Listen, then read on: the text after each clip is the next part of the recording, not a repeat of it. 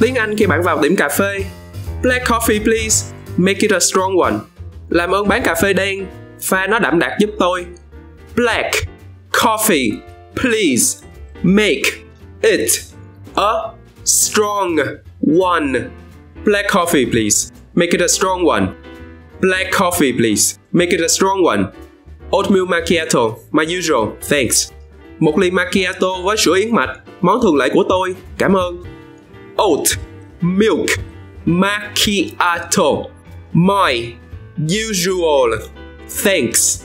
Oat milk macchiato, my usual, thanks. Oat milk macchiato, my usual, thanks. Can I get a cold brew please? Tôi có thể làm ơn lấy một ly cold brew được không?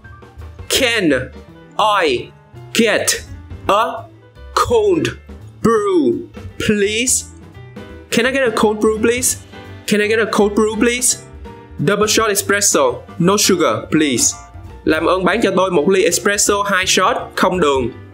Double shot espresso, no sugar please.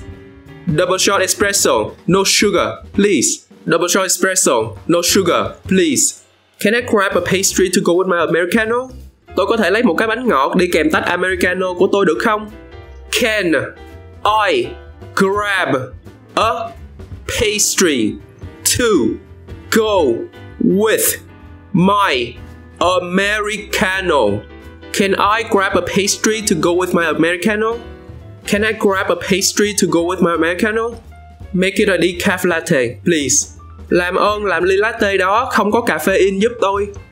Make it a decaf latte, please. Make it a decaf latte, please. Make it a decaf latte, please. Just a regular drip coffee. Chỉ một ly cà phê phin bình thường thôi. Just a regular drip coffee. Just a regular drip coffee. Just a regular drip coffee. I'll get an iced vanilla latte, light ice, with extra whipped cream. Tôi sẽ lấy một ly latte vani đá, ít đá, thêm kem đánh bông. I'll get an iced vanilla latte, light ice, with extra whipped cream. I'll get an iced vanilla latte, light ice, with extra whipped cream. I'll get an iced vanilla latte, light ice, with extra whipped cream. Vậy là hết bài. Bạn thắc mắc điều gì về tiếng Anh? Nói mình nghe trong phần bình luận bên dưới. Mình là Dĩ Lê và đây là EngBits. Hẹn gặp bạn lần sau.